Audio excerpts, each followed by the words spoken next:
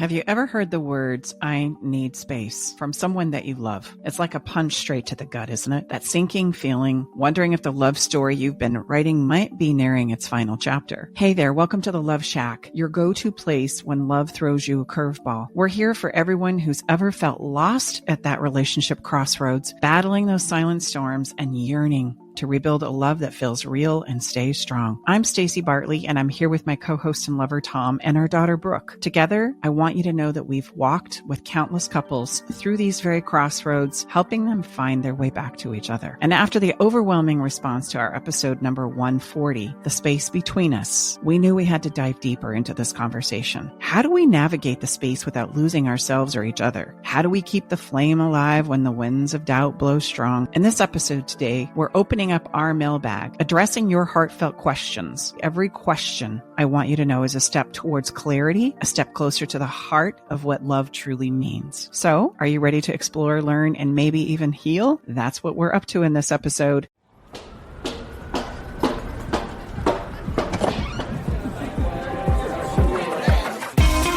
Hi, thank you for coming. Welcome to the Love Shack.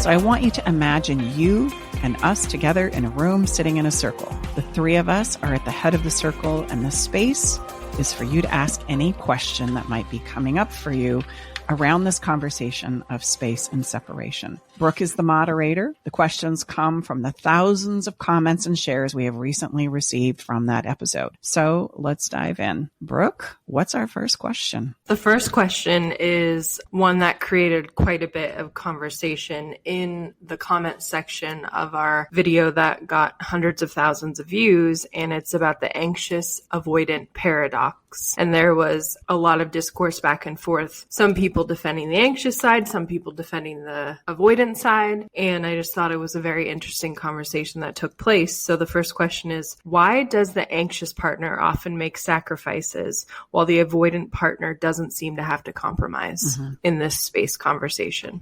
Yeah, I understand that that's how it feels, but let's just look at something else for a moment. We all have coping skills that we have acquired from typically our families of origin. And we can acquire these in many different ways, but primarily there's two survival modes that we tend to reach for when our emotional backs get pressed against the wall. The first one is the avoidant. It's like I've learned and adapted to environments as a child that I didn't know how to cope with. And my go-to mechanism that I practiced hundreds of thousands of times was to just check out, go missing, disappear, tune out. Literally, I can tune out to such a degree that I can't hear the voices. I don't get involved in the chaos, even though it's right here in front of me. I can also learn how to dismiss myself or take myself out of the equation altogether. And that for the money of hundreds of thousands of times that was my only option, that's exactly what I did. We call those people avoidant. We can call those people also a bit controlling, but basically I drop off the space of the earth and I go missing. And that is my coping skill. And I hope that that makes sense to you. So when they get emotionally pressed, an avoidant is going to check out, tap out, go missing. That's what they know to do. That's the only thing they have become accustomed to that's going to give them comfort and solace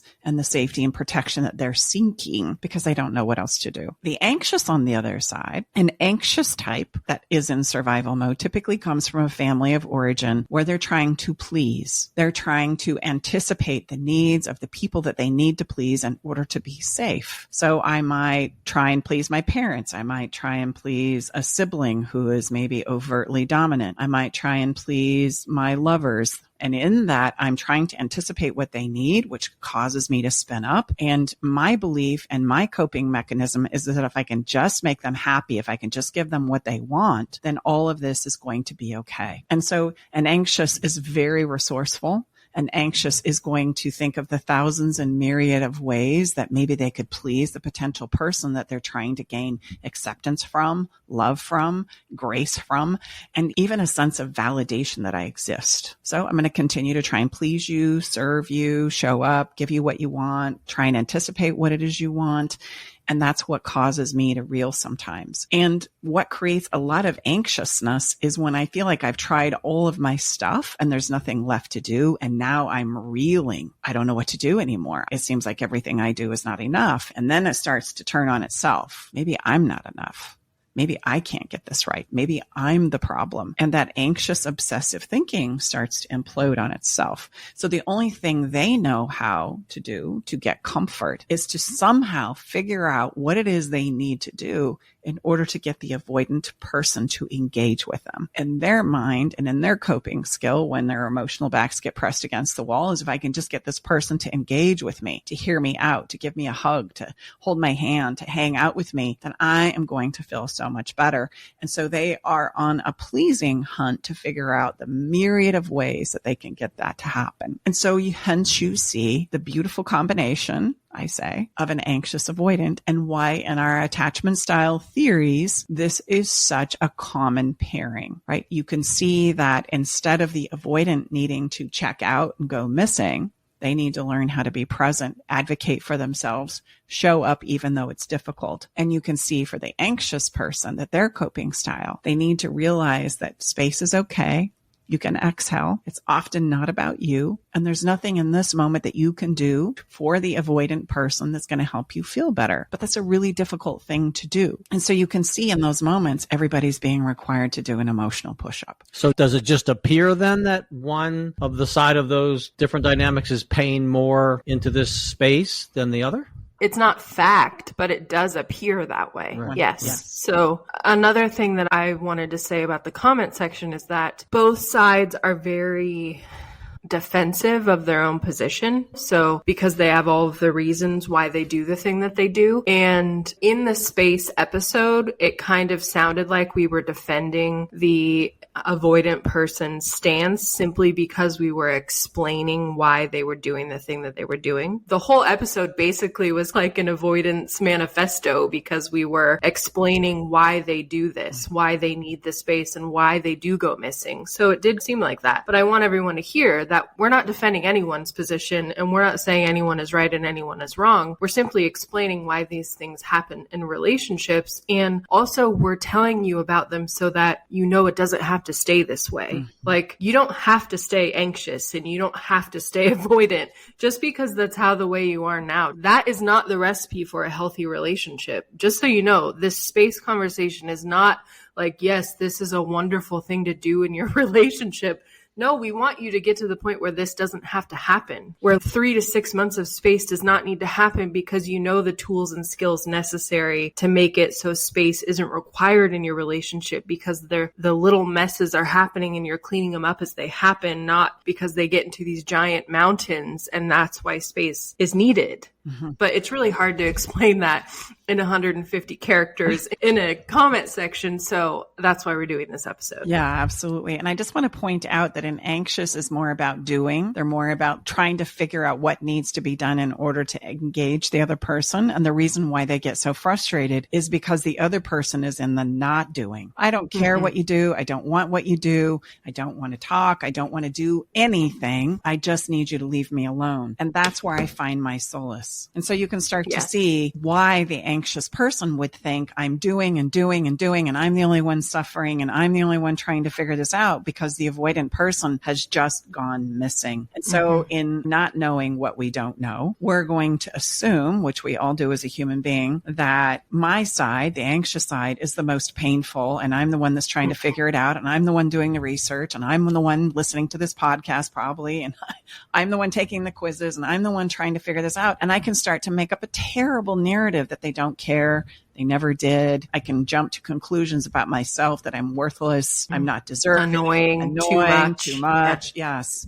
All of those things. And that spirals the anxiety. And so part of an anxious person's part is to recognize that even though this person might need space, is I'm okay. I'm okay. I'm good enough. It's not about that. I got to take care of myself. I got to please myself. I've got to do some self-care. I've got to calm down. I've got to breathe. And that's really hard. And that's not what you're typically accustomed to cope with things like space. And I want you to just see on the other side, this is why I say everybody's got to do an emotional push-up, is the avoidant is not having a great time either. And what they need to learn to do is stop running long enough to realize that the only way you're going to solve a problem and create the love and relationship that you want is by showing up, by literally avoiding the temptation, the emotional drive to run like you've always done, so that we can solve this. I just recently had a precious client that I was doing a session with. And unfortunately, this is a place where they had gone round and round and round of an avoidant person connecting with an anxious person, one asking and begging and pleading for connection and conversation and commitment, and the other person saying, oh, I don't know. And what was revealed was the anxious person saying, I'm starting to learn that when you say maybe, that means no. That means that you're still on the fence, and that I am enough as I am, as I sit, and that I don't need to enroll you into a relationship with me to be okay, that I'm okay on my own. And all of a sudden the avoidant person was like, I never said that. I've always loved you. I want you to know that. I was just afraid. I was just afraid to show up and be vulnerable. And that's it. They have to learn how to show up and be vulnerable. An anxious person needs to understand and learn that they are enough, that has nothing to do with the equation, and that enrolling them or doing things that push them into submission so that you can have your moment of connection that you think is going to solve the problem is actually just the continuation of the avoidant anxious dynamic. What you just said perfectly illustrates a frustration that I know anxious people have. They're saying, why do we have to do all the work? And it's just because and also you need to stop, but also it's just because the work that the avoidant person needs to do is invisible to you because you're so used to coming to the table. You're so used to showing up. You're so used to being vulnerable when that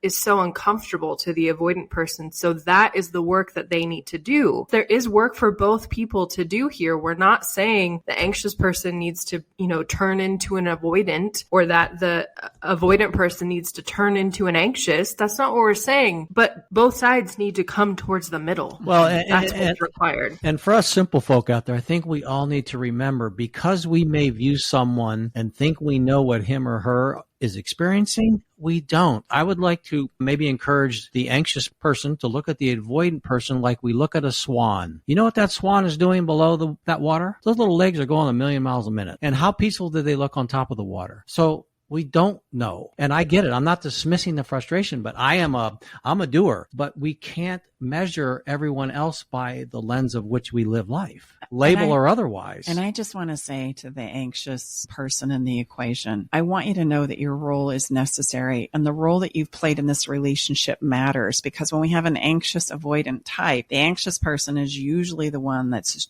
extracting all of the information out of the avoidant person to make the relationship go. Work in the first place. Yes. Yes. And you've exhausted yourself. And I also want that to be said here, that you play a role in keeping the relationship moving. And everybody needs to learn, the anxious specifically, that you don't have to work so hard. It would be like me dragging somebody that I love to the gym and saying, okay, here's the deal. I know all the things to do, and I know exactly what you're up to and what you're needing to do for yourself. And here's the thing. You just watch me work out and do all the work and everything that's necessary, and you are going to feel so much better. You're going to get healthy. You're going to get strong. Why? Because I'm going to carry you to the promised land. And what we don't realize is you're doing the emotional effort, the emotional work of the entire relationship. And as long as you keep doing that, then you're literally not having the partner who's got to get better at this do their part. And so that dynamic is constantly going to play out in cycles, right? So you've got to quit solving the problem. You've got to ask the avoidant what it is they need and have them do the work. And I see this in my couple sessions all the time, where even the anxious will speak for the avoidant person, right? Give the avoidant person answers, not allow them the struggle to even be able to translate their own thoughts, feelings, and emotions into a language that they can understand. And you have to understand, when you're doing that, there are things that you're coming to as far as conclusions go that the avoidant just feels more and more and more misunderstood, because you're speaking for them. You're solving things for them. And all they're thinking in their inability to speak up, or their unwillingness to speak up, is, yeah, you don't got it right. You're still missing the mark. I'm still feeling unheard, invalidated, dismissed. I'm still feeling like you're pushy, controlling, crazy. So I don't know what else to do but to dismiss myself here in my avoidant ability to to cope without realizing, no. What they need to do is advocate. Look, this doesn't work for me. Please let me talk. But they're terrified to do that. That's why you fooled around and fell in love with each other in the first place. On the front side of this relationship, the anxious goes, oh my gosh, somebody that just lets me love them and please them and is there for them. They just accept me. It's just so wonderful. And the avoidant is like, oh, finally, somebody who'll take the reins and I speak for me and solve my problems. And I just have to love them. Like, this is great. Only to find ourselves in this place where no longer is it serving as it ramps up. The avoidant gets more avoidant and the anxious starts spinning and the doing and the pleasing and the getting it right. And then everybody gets exhausted and this need for space emerges. And would it be fair to say that what you just described is truly going to help change the situation would be some skills and practice? Well, absolutely. And you can see sometimes we take these things exceptionally personal because I feel like you're doing this to me. I feel like you don't care as much as me. I feel like I'm the only one that's suffering. And just talk to either person on their side of the fence, anxious or avoidant, and everybody is feeling very much the same way. We all have if they loved me, they would, fill in the blank. They would do this. They would understand. They would know better, blah, blah, blah. What ends up happening here is there's no conversation that's happening about where everybody is, and everybody's making up their own narratives about this. And then they're stacking on that and building on that, which is going to engage any couple in what I call the race to the bottom. Last thing I want to say, and then we need to move to the next question, is that most people are like, well, why is this happening? Why are we at this point where my partner needs space? Why can't they just tell me they love me? And it's like, well, you built your relationship on a shaky foundation, but not because either of you were bad, because you didn't know better. Yep. You didn't have the tools and skills you needed. So this space is allowing you to regroup and rebuild the foundation to be stronger and get the tools and skills you need. But it's not a reflection that you guys suck or that, this relationship sucks or that one of you is terrible. It's you just didn't know what you didn't know. And that's, again, something that's very hard to convey in the comments. So I'm glad we're having this conversation. I want you to see it as a sign or a beacon that says this relationship needs to transform because it's no longer serving the two incredible people in it. And if you're going to assume anything, assume that you both care, because this wouldn't be so painful if you both didn't care. Right. And that what's playing out here is that you're both coping, and you're coping in a way that you only know. And that makes sense to the person who's coping in it. It doesn't make any sense to the people who are trying to understand something outside of themselves. I hope that gives you comfort, because we don't understand what's happening with another human being unless they have the capacity to share it with us. Anything else that we're doing in those assumptions is just that. We're making up a narrative that we believe wholeheartedly is true. And then we stack and build on that. And then we behave and act as though that narrative that's probably completely off base is true. And you can start to see where we start behaving and allowing ourselves to behave in ways that are so out of character for us. That's what ends up destroying my own sense of self, as well as the relationship I'm so trying to desperately save. And so if the person isn't able to share it with you and you're inserting all of the blank spaces, well, then you probably don't have the correct story. And would you say that's the exact reason why I hear so many times on clarity calls, people say, Tom, I'm turning into a person that I don't even like. Yes. And I've been that person I don't even like. All three of us have. Yeah.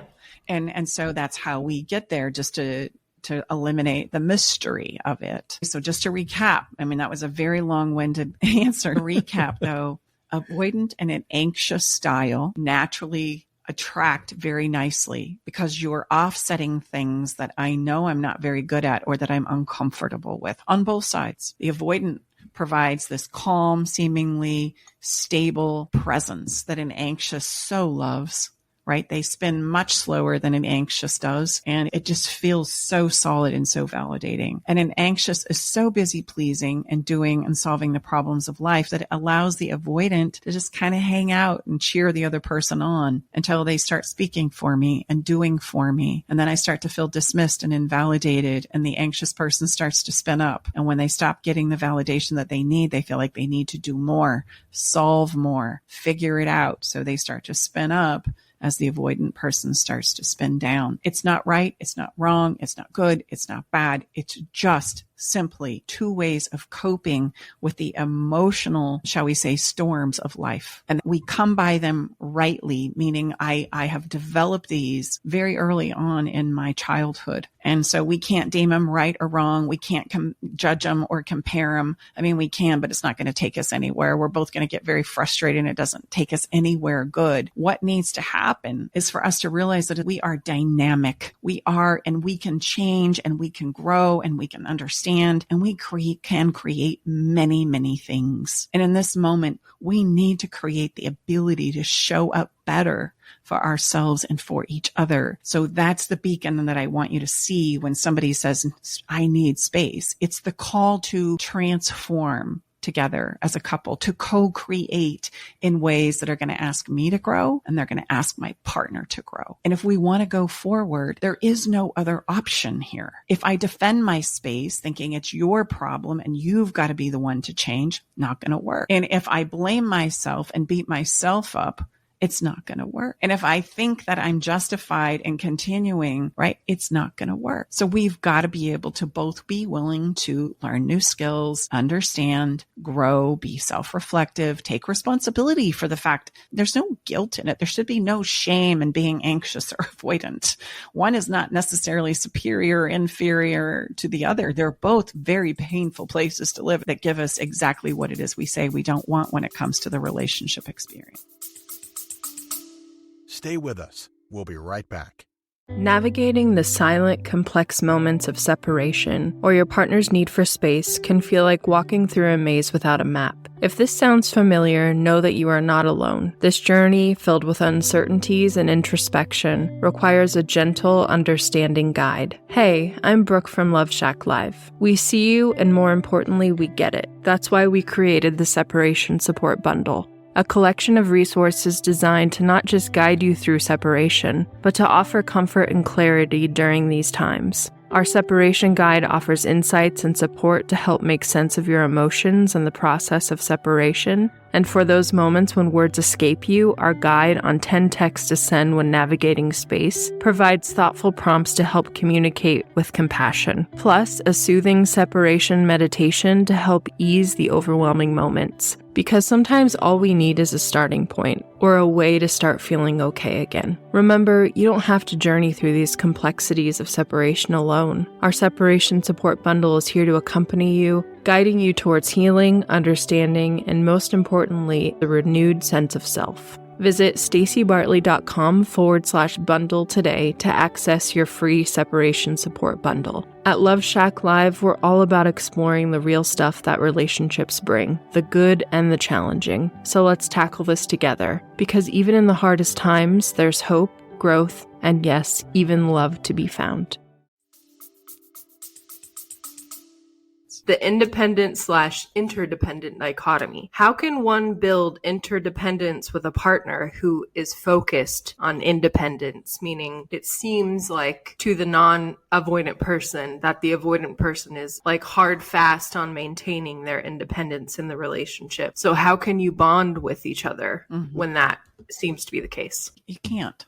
That's the short and simple answer. You can't. You have to have somebody who's willing to co-create with you. It can be something that they wrestle with, but they're going to have to learn how to share their thoughts and feelings with another human being instead of believe and continue to believe that it's not safe to do so. They're going to have to be willing to develop some vulnerability and some empathy. And the good news is that is absolutely something that we can develop. I have to have the desire to do that though. And there's nothing for the interdependent person, or shall we say the person who's probably very well versed in expressing how they feel, being vulnerable, those kinds of things. There's really nothing you can do except for invite the person that you would like to connect with and help them see the rewards of doing that work for not only us, the relationship, but for themselves. And that's about all you can do there. If they're unwilling to do that, there is nothing you're going to be able to do to leverage, coerce, manipulate, enroll, all of those things that we attempt to do because we want it so desperately. Unfortunately, we cannot force or control anybody to do work for themselves they're not willing to do. And that's true not only in relationships, but it would be true in all matters of human behavior change. Person themselves has to want it, to desire it, to get benefit from it. And they're the only ones that that are going to need to do the work in order to show up differently in the relationship. The only thing I would say is that it's what the person who's craving interdependence with their partner could do is do a little bit of a self-assessment on how they've been asking for that in the relationship, because it is frustrating when your partner insists on staying avoidant no matter how hard you ask them to please join you in the relationship emotionally. Eventually it becomes probably a situation where you're beating up on them, you know, even if you probably don't want to admit that to yourself, you're probably belittling them, you know, you're doing all the things that you probably shouldn't do. So something you can do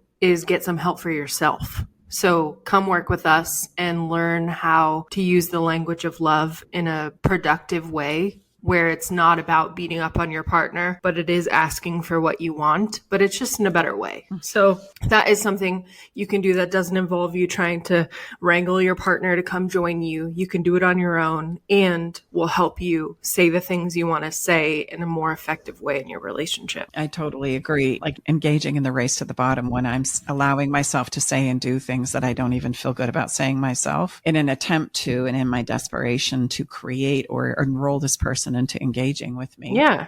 There's value in you. It's good for you and it's okay for you to desire this, but you also have to accept what's being handed back to you, which is if an avoidant person is unwilling to engage with you, then you have to accept that they're not ready. It's probably more times than not. I just want you to hear it's not because they don't love you or want the relationship. It's because they're not willing right now or courageous or have the capacity emotionally to face off with themselves. And we don't realize that that's the most courageous work that we will do is literally face off with me. It's much easier to just keep avoiding it because that's a scary proposition. And so we can't force people to do that. We can only invite them, let them know that we support them, that you believe in them, that you believe in their ability to do this. And then they are going to need to make the choice. And so in asking, like you said, Brooke, in asking in those better ways, that is the something that you can do. And then I would add, get busy remembering and knowing and building your own confidence and sense of self, right? That you want them, you desire them, you hope this goes well, but at the core, you know you're going to be okay if this doesn't go that way. You have a strong sense of self, which is what I call love insurance. I know that it's going to be hard and devastating if this doesn't take me where I want to go. I also know inside of myself, I'm going to be okay somehow because I have a well-developed sense of self. I'm good enough. I'm valued. I appreciate me. So that's important. What steps can you take when the other party refuses to communicate? You know, my partner is asking for space and they're not talking to me. Like, what do you do in that situation?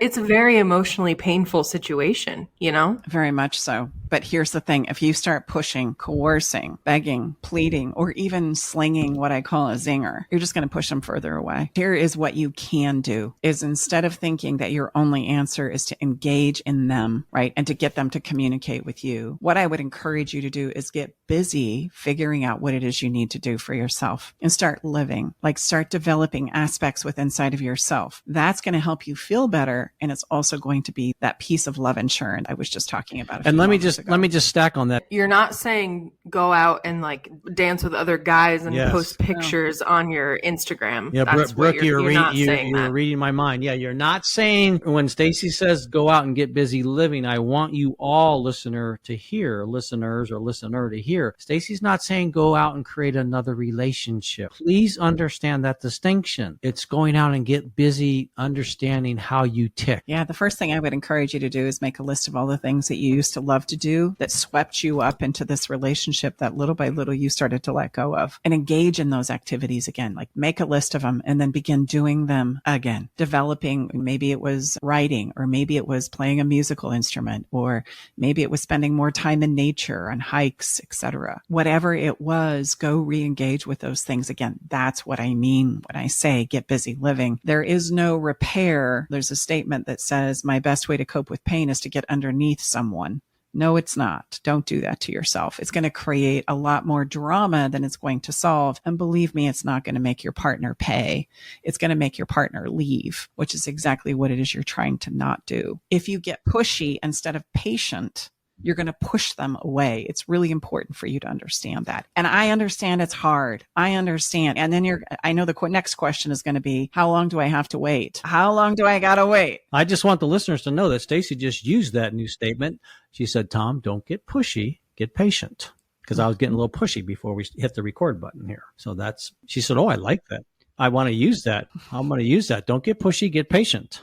And patience is hard to develop. Yes, and it you is. develop patience by doing it. Spoiler alert for the next couple of questions. We're not suggesting that you simply sit there like a good little perfect girl and wait and boy. forever. Yeah. Or boy. We're not, or boy. Yeah, girl or boy. Wait perfectly forever. Yeah. By the way, that's not the answer, because some people are like, well, that seems like what you're saying. No, we're not saying that. It's literally a place where you go about doing the things that you used to do before you acquired or got yourself into this co-creation called a relationship. And you're a human being, and this would be the best thing for a human to do. Living together in solitude. How do you navigate a living situation? Like when you're taking space from your partner, but you live in the same house. How do you navigate that? So I find that it's helpful, and this would be true even if somebody was living outside of the house. All right. Initially, there's going to be what I call a cooling off period. It's a place where, okay, somebody's dropped this announcement that I need space and I need separation. And there's going to be a cooling off period where everybody just needs to reassemble to this new norm. One person wants, one person doesn't want. And there's that cooling off period. And I want you to understand that's really important because it's going to be in the pause that you get to get clarity with your thoughts and feelings. And then what needs to happen is we need to come back to the table and we need to come up with an agreement and some clarity around the things that we need to get busy understanding and doing around our relationship. We need to create an agreement with that. So like, when are we going to date? Are we going to talk? How often? Do we need to improve our communication? What's our sex life like? How do we handle all the myriad of bills and tasks of day-to-day life? And it gives you a tremendous amount of ease if you create what I call a separation agreement, because this agreement gives us a roadmap in regards to where it is we need to go as a couple to eventually see if we're making progress or not. What kills us, and this is what we typically do, is we hang out in what I call the land of maybe. And the land of maybe is a place where everybody is spinning and spiraling and doing their avoidant, anxious, mechanism. And we don't know if we're making progress. We wonder how long we got to hang out here. And we're not quite sure what direction we're going in. And so it constantly feels day in and day out like I'm still in this place of uncertainty. I'm going to tell you right now, we don't do well in uncertainty. Like our little minds start to spin at warp speed and we start making up a whole bunch of things that may or may not be true. And then we stack and we build on those as though they are true without being able to vet them out. That's what happens with a huge, long void or lack of communication. It's not necessarily avoiding like we think it is, because believe me, those narratives are getting built and stacked on even though we're not talking. And that's what's going to drive us into seeing no alternative or way forward. Is we just simply run out of emotional gas. And that's why most relationships end. So we need a separation agreement. We need to know when we're going to talk. We need to probably practice sharing and communicating with each other. We need to be able to set our problems on the shelf and go and re-experience each other in new ways and in new fashions. And then we have a safe place to come back to when we need to process down what's happening, what's working, what's not working. And then we continue to improve and get better at those things step by step by step by step. That's how we create a successful navigation through this very difficult space, right? Or this land called space, shall we say. Also, I want to add a caveat to this conversation that when Mom 2 says a separation agreement, that doesn't have to be something you go to your lawyer and create. It can be something that you just write up on Google Docs and print out as a reminder for the both of you, because something that's super common in this conversation is just, okay, we're just going to take space from each other. And my question is, and do what? You know, like it's not like you're just taking space for 3 months and dilly-dallying and doing what you've been doing, because what's the point of that? Mm-hmm. You might as well stay together or break up. There needs to be a plan for what you want to occur during this period of space. What I was going to say is that's why we have a lease option contract for love. Yes, exactly. Mm-hmm. It's not legally binding, it's emotionally binding. And that's what you need right now. And you this need is something that's going to emotionally bind you. Agreements are going to be really important when you go through this place of space. And you're probably going to need some help and support with those because, like Brooke said, what are we going to do? Most of us come up with the answer, regardless of which side of the equation we're on, with, well, I don't know. I don't know what to do. I just know that what we're doing and where we are now feels absolutely gut wrenching. It feels terrible. And I don't know what to do. Nobody's ever told me or taught me or mentored me or guided me through this place. And so a lot of us just sit and flounder. We just kind of flop around like a fish out of water, hoping for the answers and hoping for we're going to figure this out.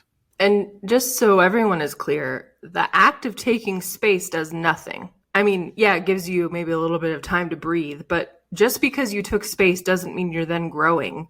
You have to do the growing and the building of the new skills. That's what is going to fix your relationship inside of the space. Mm-hmm. I would just add, so it's the first place that we probably go because we literally you're going into survival mode. So no, we're not butting heads with you on that. But like Brooke had shared, like Stacy shared, what we want to encourage you and inspire you and really impart to you is like, don't just use that space to expect that when the space is over, things will be different, because they won't be different. They'll be the exact same, except you're maybe both hurt now because you didn't navigate space correctly or you didn't do anything to fix your relationship in the space. Well, and I would say just creating space. And if that's all you do, it's just going to create more space. There's a drifting apart that we all just become accustomed to. And that's going probably in the direction you don't want to go. You're just learning to live without each other. Exactly. And as we continue to get better and better and better at that, just understand that's the behavior that we're getting better and better and better at. The experience is becoming more and more familiar to us. The need for space, though, does come about because I need to gain some clarity with my own thoughts, feelings, and emotions. And that's what we're going to intrinsically do when we find ourselves in a place of confusion, uncertainty, chaos, overwhelm. Our natural nature is to just pull within so that we can kind of get a handle on where am I. And that's important. So space is important, but what you do with that space is going to make the difference between us growing together or apart. And this is why, and we kind of intuitively know that there's going to be a lot of people, in fact, you probably even see this in the comments of these videos that we're creating right now, is, oh, hey, if they want space, it's already over. If you continue to just do space, you're right. It is. That's true. If all we're going to do is just do space, yeah, that's probably where you're going to end up. But if we take space, right? Yeah. If we take space and put a plan together and create understanding and develop new skills and practice together, we can navigate to a totally different place. There's space and there's space with a plan. Mm-hmm. And that's what we're about. Love that. Love that. Because that is what we're about. Yes. Because if you just continue in the space place, that's what you're going to get is more space. Yes. Yes. It's going to lead to the end of you. And and to be fair, that's probably when people hear about others or themselves. And as soon as that space word comes up, the S word, like, oh God, we're done. Maybe if you don't have space without a plan, probably fair to say that the majority of you are probably done. That's probably exactly right. That's probably what they've seen happen to other couples, you know? Yes, absolutely. So it's a fair assumption. The need for space, it comes from a place of survival. Need space to get that clarity and understanding with inside of myself. But just like anything, I can hang out there too long. And then all I'm creating is more and more space without understanding how to do it differently. I don't know what I don't know. And so that's why the plan becomes really, really important. Okay, that leads us nicely into our next question. What should you do, or how can you deal with your strong emotions during this challenging phase? So the emotions, right? Your fears, your insecurities, your doubts, they are all going to flash right now. And I just want you to understand why that is. It's not to be a nemesis to you, but it's to help you understand yourself better and to overcome and address some of those fears and insecurities that addresses or drives, shall we say, that drives your avoidant or anxious, right, behavior. And so they're all going to come up, and it feels intense because it is, and it feels overwhelming because it is. But these are the things that we want to not necessarily change out of the gate. They're things that we want to understand about ourselves, about what we're making up as true. There's a digestion down of our emotions that we really haven't been taught how to do. And if that's a foreign language to you, then it just highlights what I'm saying. We need to learn how to digest down our emotions and accept them and understand them. And then we can start setting about changing them or deciding what it is we want to do to remedy them. But I can't remedy them if I don't even accept them, acknowledge them, or understand them. And so many times I find that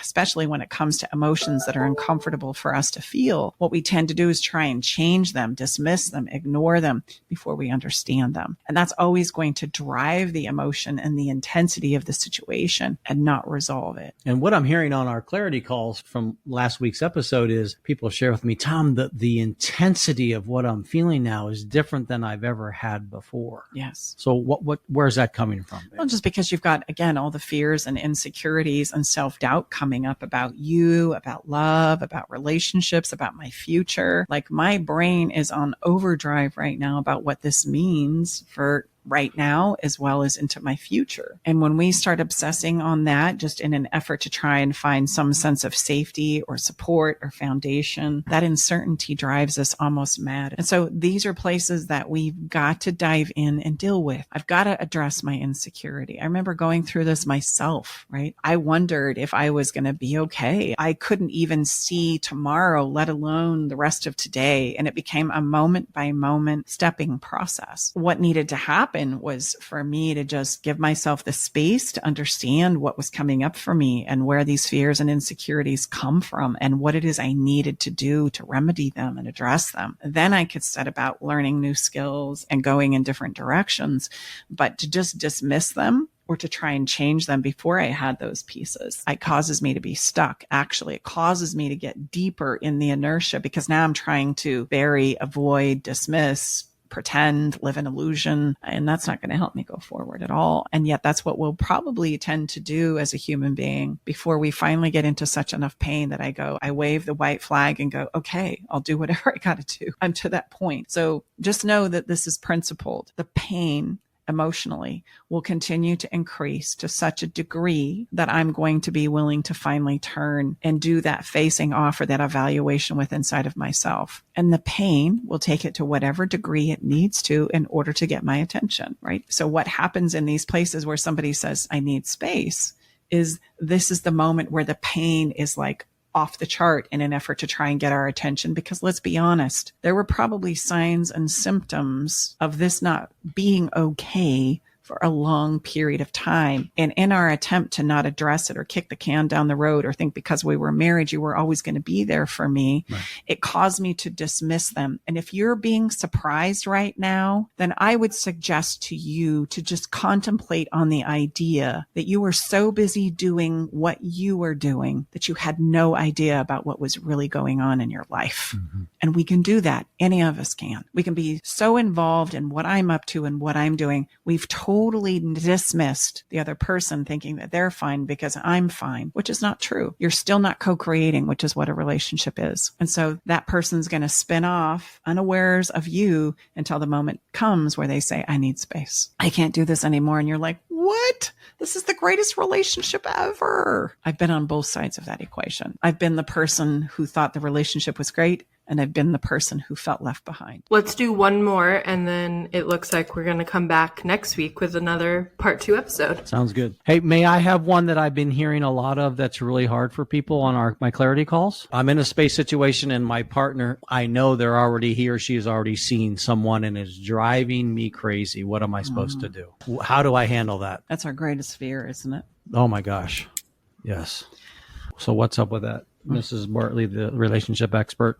Yep. So the reason why they're reaching out to other people is because it's a coping. Finding somebody else who's going to tell them all the things that they need to hear is reassuring and validating. It's kind of taking, if you think about it as a measure of being love starved, right? Let's look at it as like not having my cup filled emotionally, which we're not very good at knowing how to fill that emotional cup, let alone teaching somebody how to fill it with me, right?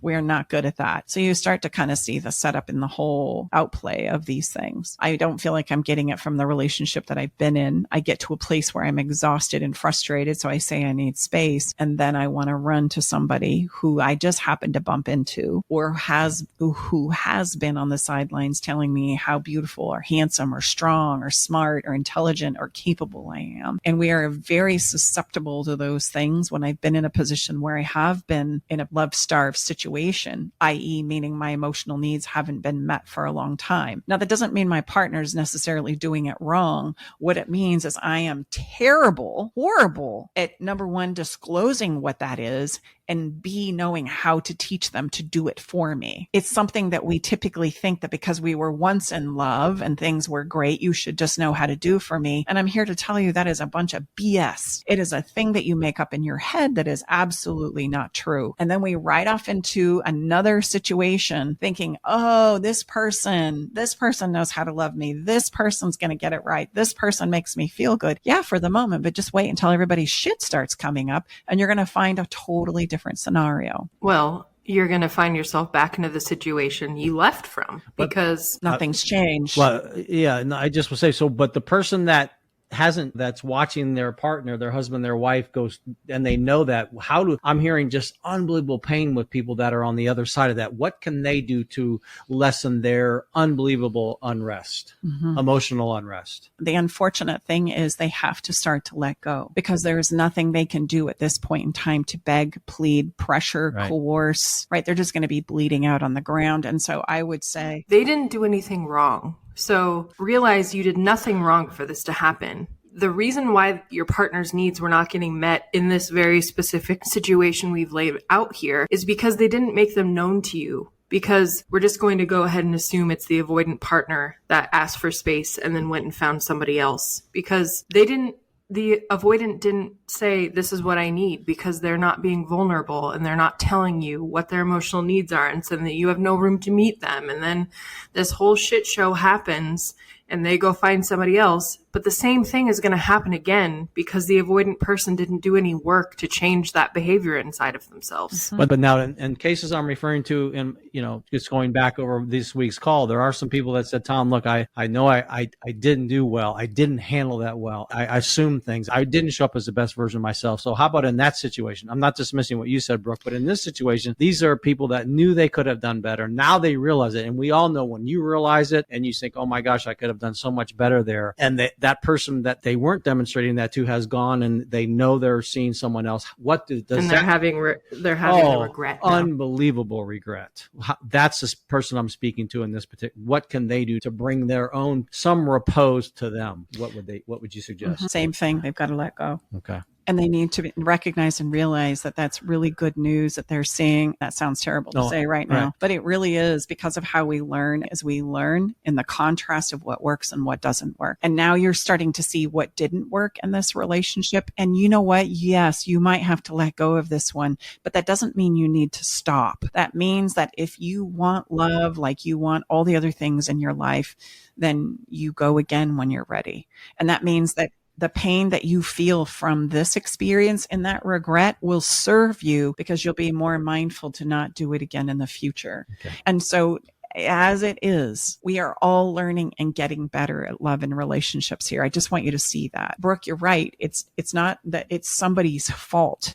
It's that we don't know what we don't know. And how were you to know if somebody wasn't disclosing or teaching it to you? And yes, there's probably going to be a part and piece on your side too, because I've never seen a couple that are going through a situation like this where there wasn't an opportunity for everybody to get better at being who they have the capacity to be. And also to the people who are in pain because they're regretful that they didn't do the right thing or they're beating themselves up. The next thing you have to do after letting go is what's part of it is to forgive yourself, because carrying around that I've done really stupid things in relationships, so have my parents, and you can't just beat yourself up about that forever. There's nothing good comes from that.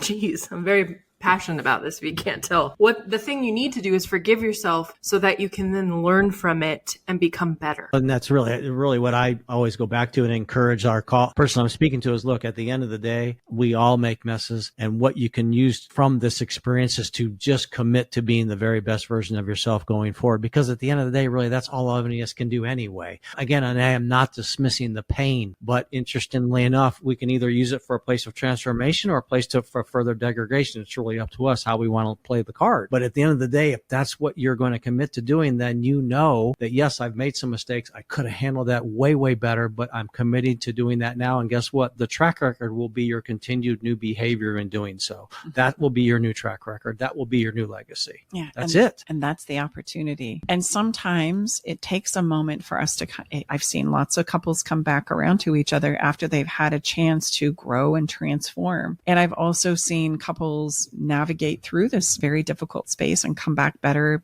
and stronger. Mm-hmm. And so we've all got to set about doing what I can do with inside of myself. When you think about it, when we're in coping emotionally with our backs against the wall, doing the avoidance side or the anxious side, what I want you to see and understand is that what's really lacking is a relationship with myself. It's that sense of self that I then can use to navigate myself through the inevitable ups and downs of love. And there's nothing that's going to ask you to grow like love will. We will do things and take ourselves places because of the love and relationships that we are attempting to co-create that we would never do on our own. In fact, those emotions don't even come up to grow, to transform, to understand and digest. We need to view this, as difficult as it is, and as an opportunity to become more of who you have the capacity to be. And there's no success without some pain. And then I didn't make up those rules. We need to take it up with whoever is responsible for this place that we live called Earth. But I'm just telling you how it works. And as Tom said, we can either choose it to use this information and these experiences to make us better and to remember. And there's nothing like pain to be our teacher, because we'll remember those long into the future. We'll understand things and remember things that we need to hold on to as we go into the future to improve who it is we have the capacity to be. Or we can use that same pain to kick our asses for a lifetime. And I hope you understand which one we're advocating for you, if by chance you're finding yourself in this space right now, because it has the power to do both. So can we share our special announcement now? Here's the thing. Before we wrap up today's episode, I want to mention that we've launched our tailor-made Love in Limbo separation support sessions. It's a group that specializes in sessions focused specifically on guiding you through the trials of separation. If by chance right now you're finding yourself in the middle of a painful separation or feeling a silent drift in your relationship, remember, you're not alone. We're right here with you every single step of the way. And in these sessions, we get up close and personal, guiding and walking with you side by side while you work through the complex emotions and tough decisions that are on the table for you to make. It's about addressing your challenges with empathy and compassion so that whatever path forward you choose, you're going to do it with loving strength. So I invite you to join us in the Love in Limbo separation support session today. You'll find all the information you need to enroll by visiting us at loveinlimbo.com or clicking the link in the show notes. I invite you to, and I can't say it strongly enough, step into a space of understanding and healing today. It's time for you to go from uncertainty to understanding and not hang out in the chaos anymore. And we're going to have a round 2 with more questions. Yep. More questions next week. And also, just a quick caveat, if you're not married, these same situations, these same parameters apply if you're just taking space from your boyfriend or girlfriend. It's the same thing. You don't have to be having a separation. It works for both. All right, let's have a little bit of fun. We're going to turn a corner here. I think I need some fun. Yeah, and this one might surprise you. Okay. I came up with this Swallow the Fun because the one thing that I see in couples, especially right now, is that everybody is feeling exceptionally overwhelmed. They're overwhelmed with the myriad of things that they have coming at them day in and day out, whether that's kids, cooking, cleaning, etc. We're all begging for just an evening off, aren't we? And I want you to know and understand that we can create that. It's not impossible. We can create this, but somebody's got to give it first. So I'm going to invite you to this week, give the gift of relaxation to your partner just for an evening. You're going to give your partner a quiet space to do whatever it is they want with concierge service. And the concierge service means, okay, here's my suggestion for concierge service. Number one, you come up with some kind of a way that they can notify you. I recommend some kind of like a little bell. I envision like this little bell that you can ring, but you could also use a ringtone on your phone just as easily. And I'm going to encourage you to, as simply as you can, write out a menu of services that might look a lot like this. Number one ring is for my favorite beverage. 2 rings is for dinner with ice cream. 3 rings is maybe for my robe and my slippers. And 4 rings is for a back rub. And so this person that you love is given a quiet space. You're going to take care of the kids and the events of the evening while you give them the space to just be by themselves, relax, and they have this opportunity of this menu that they can count on you that when they ring it, you'll bring the items with the number of rings that have been rung. Now, I can already hear in your mind, oh, I would like that done for me. I don't want to do that for them. Here's the thing I want you to know. Number one, you're going to get a lot of pop out of this. Number one, if you give this to your partner, the next time you ask for something, they're going to be all over it. There's this little thing called reciprocity as human beings. But number two, it gives you the opportunity to ask for your turn. I gave it to you. When can we plan this? And you can give it back to me. That would be incredible. And do you realize that as a couple in our co-creation, we could schedule that each of us get an evening off a month or a week, and then we can refuel and stay off the overwhelm, and we can support and help each other to do that. And we can have a little bit of fun by doing it. So instead of resist the idea thinking that you're the one that's more overwhelmed or overworked, I'm sure that's true. But if I give first and give fast, we can both, you two, start getting the space and the repose that we need. It's just an evening. It's not forever. It's just an evening. So have a little bit of fun with this. And you can add to the menu anything that you know already that your special someone enjoys. Just give it the special number of rings and then be prepared to give them an evening off and ask for your turn as well. The song that I've chosen for this week's episode is, I have to give a shout out to Chad. He selected the song and sent it to Tom and suggested that maybe we use it as a featured song for an episode. And I couldn't have come up with one better. So thank you so much, Chad, for sending this, one of our wonderful listeners. Nice work, Chad. Today's song is by Ben Platt. His song is Grow As We Go. And the lyrics to this highlight exactly what it is we've been talking about today. When the song says, you say there's so much I don't know, you need to go and find yourself. The day is that you need to be alone. They say that growing only happens on your own. They don't know you and me. I don't think you have to leave if change is what you need. You can change right next to me. You can ebb and I will flow, and we will take it slow. And that is exactly what's available to you. If by chance you're in a place of space and you can put together some agreements and some places where we need to grow and get better as human beings so that we can co-create better together. And the song highlights this beautifully, so I encourage you to check it out on the Spotify playlist, Love Shack Live playlist. You can also check it out on our website at staceybartley.com. And the video with it is really cool too. I mean, it really, the answers are spectacular. That's it for this week's episode. And if by chance you've heard something that has been helpful to you and that you want to send along to somebody that you love and care about, please share this podcast and information. We're doing everything we know how to do to get this information out in the world. This does not have to be the huge place of suffering that we've known it to be. It doesn't have to be the desert or a sinkhole where you start to buy into your version of horror that love is over, love isn't for you, somebody's doing this to you, etc. And I would say that probably pretty fair to say that